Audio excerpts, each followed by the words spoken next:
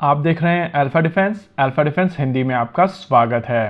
I am sure आप में से बहुत सारे लोगों को ये चीज पहले से पता होगी कि सुखोई 30 MKI में यूज होने वाले AL-31 इंजन भारत में असेंबल किए जाते हैं और इनकी असेंबली HAL द्वारा ओडिशा के कोरापुट में की जाती है। इंटरेस्टिंग चीज ये है कि इसी लाइन से RD-33 इंजन भी असेंबल किए जाते हैं और ये RD-33 इंजन वही इंजन है जो MiG-29 UPG में यूज किए जाते हैं। बेसिकली इफेक्ट डालने के लिए हम लोग रिपीट कर देते हैं कि सुखोई 30 MKI में यूज होने वाले AL-31 इंजन और MiG-29 UPG में यूज होने वाले RD-33 इंजन दोनों ही HAL द्वारा भारत में असेंबल किए जाते हैं और ये असेंबली लाइंस काफी सिग्निफिकेंट नंबर में इन इंजन को काफी समय से बना रही हैं।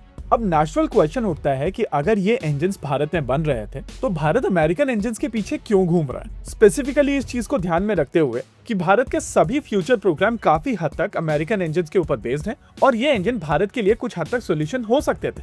इन इंजन को डिटेल में समझने से पहले हम लोग एक कॉन्सेप्ट को समझ लेते हैं, मीन टाइम बिटवीन फेलियर्स यानी कि MTBF। बेसिकली MTBF कैलकुलेट किया जाता है टोटल ऑपरेटिंग टाइम को नंबर ऑफ फेलियर्स से डिवाइड करके, यानी कि एक गिवन पॉइंट ऑफ टाइम के लिए कितनी बार फेलियर होता है वो आपको MTBF दे देगा और MTBF से आपको पता चलता है कि इंजन को ओवरहॉलिंग के लिए कब लेके जाना है, यानी कि एक प्रिवेंटिव मेंटेनेंस चेक वहां पर कर लिया जाता है ताकि आपको ये समझ में आ जाए कि इंजन के साथ में फिलहाल कोई परेशानी नहीं।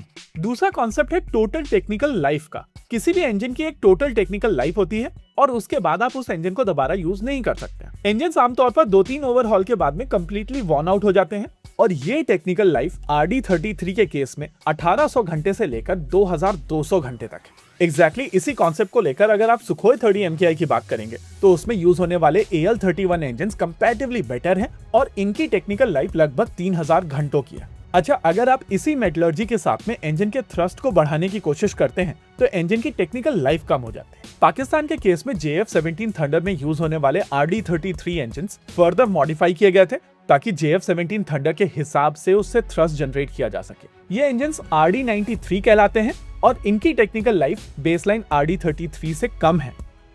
शुरुआती RD-33 इंजन में यूज होने वाली टेक्नोलॉजी काफी हद तक AL-31 इंजन जैसी ही थी, लेकिन भारतीय वायुसेना ने Su-30 MKI के साथ में जो इंजन अक्वायर किए थे वो AL-31 FP इंजन थे। इन इंजन की मेटलर्जी बेसलाइन RD-33 की तुलना में ज्यादा बेहतर थी और इसी वजह से इनकी टेक्निकल लाइफ लगभग 3000 घंटे तक की थी। इंटरेस्टिंग पार्ट ये है कि DRDO की एक लैब है जिसका नाम है DMRL और ये मेटलर्जिकल काम करती है।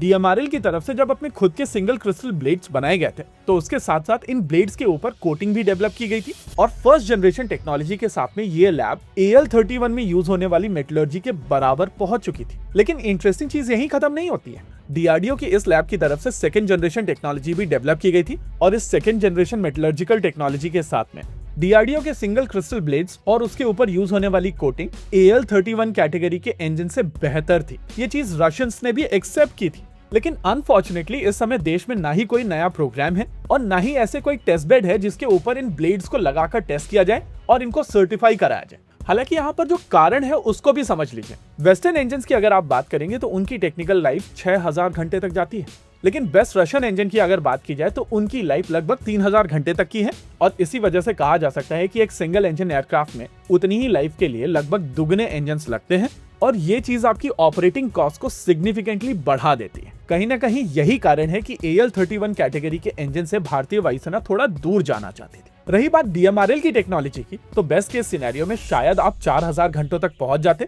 लेकिन अगर आप वेस्टर्न इंजन के साथ में चीजों को कंपेयर करेंगे तो डिफरेंस काफी सिग्निफिकेंट है। शायद वही कारण था कि भारतीय वायुसेना की तरफ से इंसिस्ट किया गया कि हम लोगों को वेस्टर्न इंजन टेक्नोलॉजी चाहिए। इसी के साथ आज के इस वीडियो में रखते हैं केवल इतना ही। वीडियो को अंत तक देखने के लिए धन्यवाद। देखते रहिए अल्फा डिफेंस। जय हिंद।